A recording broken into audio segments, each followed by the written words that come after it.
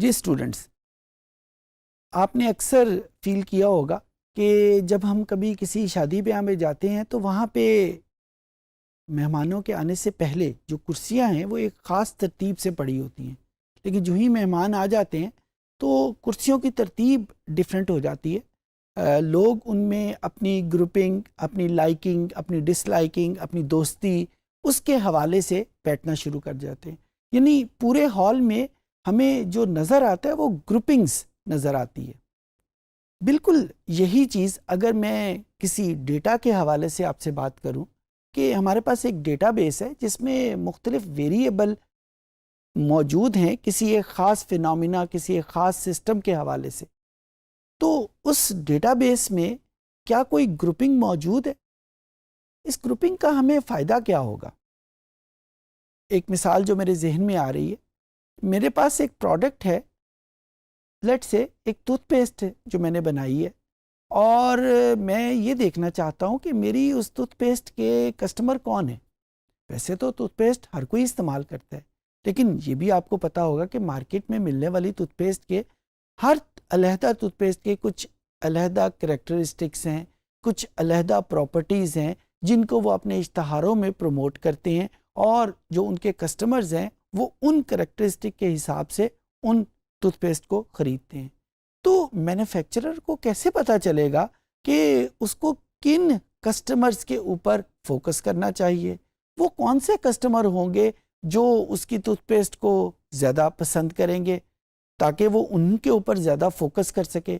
یہ انفارمیشن ہمیں پروفٹ کو میکسیمائز کرنے میں بہت ہیلپ کرتی ہیں۔ ایک اور ایگزامپل جو بہت پاپولر ہے، آپ نے ضرور سنی ہوگی، آج سے کچھ عرصہ پہلے جب یو فون نیا سٹارٹ ہوا تو اس وقت مارکیٹ میں موبائل آپریٹر اور بھی تھے، تو اب موبائل تو ہر بندے کے یوزیج میں ہے، تو یو فون نے سوچنا شروع کیا کہ وہ کن کسٹمرز کے اوپر زیادہ فوکس کرے۔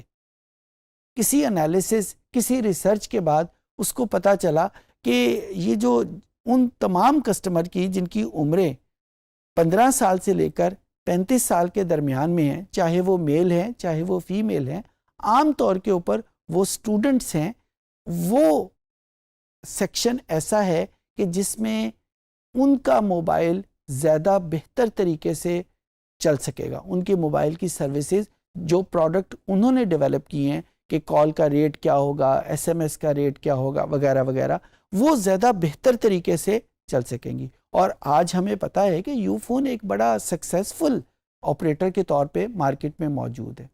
کیا انالیسز انہوں نے کیا؟ جب ہم ڈیٹا انالیٹکس میں جاتے ہیں تو اس انالیسز کو ہم کلسٹر انالیسز کہتے ہیں۔ اس پرٹیکولر سیشن میں ہم دیکھیں گے کہ ہم آر کی مدد سے کلسٹر انالیسز کیسے کرتے ہیں۔ یہ کوڈ ہمیں ڈیولپ کرنا پڑے گا، اور اس کا کوڈ ذرا باقی کوڈز کی نسبت ایکسٹینسو ہے، آپ کو توجہ زیادہ چاہیے ہوگی۔ تو آئیے کمپیوٹر کی اسکرین پہ چلتے ہیں اور دیکھتے ہیں کہ ہم آر کی مدد سے کلسٹر انالیسس کیسے پرفارم کریں گے۔ بیشتر اس کے کہ ہم کوڈ شروع کر سکیں، یہ ایک تصویر آپ کو نظر آ رہی ہے، اس میں کچھ ڈیٹا پوائنٹس ہیں، میں نے ان کو گراف کر لیا، اور آپ دیکھ رہے ہیں کہ ڈیٹا پوائنٹس کو میں نے مختلف کلرز میں آئیڈینٹیفائی کر دیا۔ اچھا، ان کلر کی وجہ سے ہمیں بڑا ویزیبل نظر آ رہا ہے کہ اس ڈیٹا سیٹ میں 3 گروپ تو بڑے ویزیبل ہیں، one is green, the other is blue and the third one is red. اچھا، ریڈ اور بلو کے درمیان میں ڈسٹینس ہمیں بہت کم نظر آ رہا ہے، جبکہ گرین جو ہے وہ کمپلیٹلی ڈی مارکیٹڈ ہے۔ اچھا، جب ڈسٹینس کم ہے 2 گروپس میں تو ہمیں ان کو آئیڈینٹیفائی کرنا ریلیٹیولی مشکل ہو جاتا ہے، ہمیں یہ نہیں پتہ چلتا کہ ایک گروپ کہاں پہ ختم ہو رہا ہے اور دوسرا گروپ کہاں پہ شروع ہو رہا ہے، یا اس کو یوں کہوں کہ کچھ ممبر ایک گروپ کے دوسرے گروپ میں بھی موجود ہے۔ یہاں پہ تو میں نے کلر سے اس کو ڈسٹنگوش کر دیا ہے، لیکن جب ہمیں ڈیٹا سیٹ موجود ہوتا ہے گراف کے اوپر تو وہاں پہ تو سارے ڈیٹا پوائنٹس ایک ہی کلر کے ہوتے ہیں، تو ڈسٹینس بہت میٹر کر رہا ہوتا ہے کہ کون سا گروپ آپس میں کمپلیٹلی ڈی مارکیٹڈ ہے، کمپلیٹلی فار اوے ہے، اور کون سا ایک دوسرے کے ساتھ مش میش ہوا ہے۔ اچھا، اسی چیز کو جب ہم ٹیکنیکل زبان میں کہتے ہیں تو ایک اسپیشل گراف ہمارے سامنے آتا ہے. اس گراف کو ہم ڈینڈوگرام کہتے ہیں.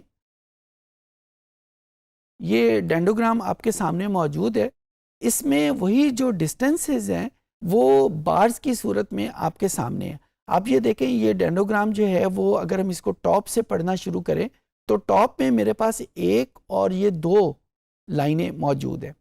ان لائنوں کو ہم ٹیکنیکل زبان میں گروپس کہتے ہیں. تو دو کلسٹر یا دو گروپس میرے پاس بنے ہوئے ہیں.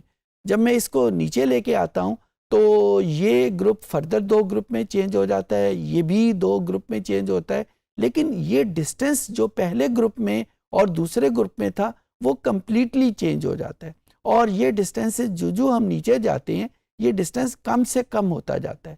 یہی ڈسٹینس ہمیں پورٹریٹ کر رہا ہوتا ہے جو ہم گراف میں ابھی تھوڑی دیر پہلے میں نے آپ کے سامنے آئیڈینٹیفائی کیا. اور کیونکہ کلسٹر انالیسز ایک ایکسپلوریٹری انالیٹیکل ٹیکنیک ہے, اس میں کوئی ہمارے پاس فارمولا موجود نہیں ہوتا جس میں ہم یہ کہہ سکیں کہ اس ڈیٹا سیٹ میں 2 کلسٹر ہیں, اس میں 4 ہیں, اس میں 3 ہیں. ہم نے خود بینگ ریسرچر اس کو آئیڈینٹیفائی کرنا ہوتا ہے کہ کتنے گروپس اس کے لیے کافی ہوں گے. اور اس اسیسمنٹ میں کیا چیز ہماری ہیلپ کرتی ہے, یہ جو ڈسٹینسز ہیں. فار ایگزامپل اگر میں اس پرٹیکولر ڈیٹا سیٹ کے گروپنگ کرنا چاہوں گا تو میں یہ جو گرین کلر میں موجود ہے 1 2 اور پھر اس کے بعد یہ بلو کلر میں جو موجود ہے 3 4 اور 5, میں یہاں پہ آ کے اس کے نمبر آف کلسٹر کو روک دوں گا.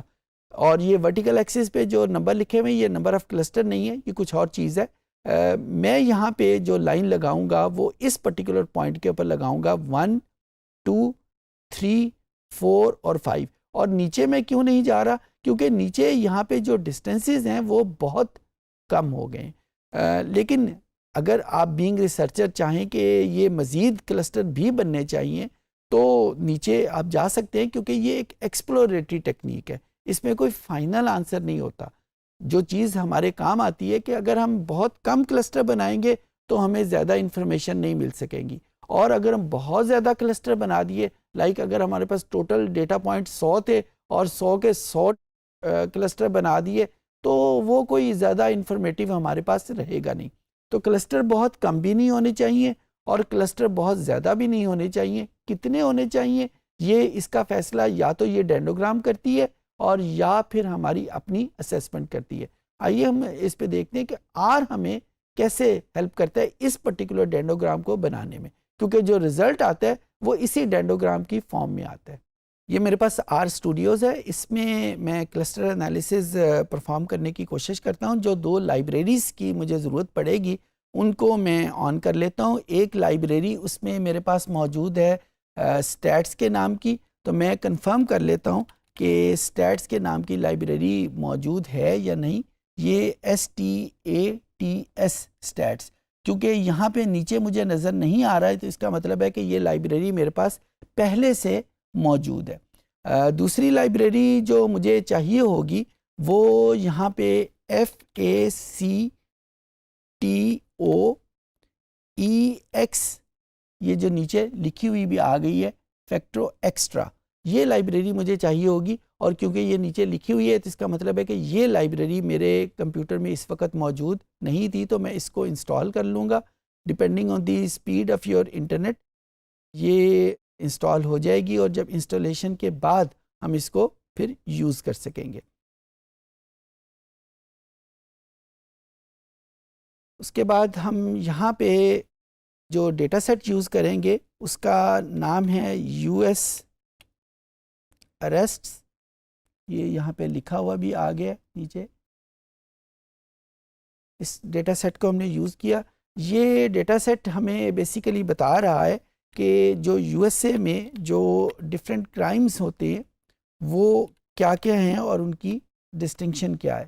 یہ دیکھیں یہ اس میں 4 ویریبل ہے, ایک مرڈر کے نام کا, ایک اسالٹ کے نام کا, پھر اس کے بعد اربن گروپ, اور یہ مختلف اسٹیٹس کے حساب سے یہ ڈیٹا اکٹھا کیا ہوا ہے. اور میں ان کو گروپس میں کنورٹ کرنا چاہتا ہوں کہ کس طریقے سے ان پراپرٹیز کو یوز کرتے ہوئے یہ اسٹیٹس آپس میں گروپ کرتی ہیں. اس کو گروپ کرنے کے لیے سب سے پہلے میں اس ڈیٹا سیٹ میں دیکھوں گا کہ کوئی مسنگ آبزرویشن تو نہیں, تو اگر مسنگ آبزرویشن ہے تو میں اس کو omit کروا لوں گا. اس کے لیے جو کمانڈ یہاں پہ یوز کریں گے na.omit. omit.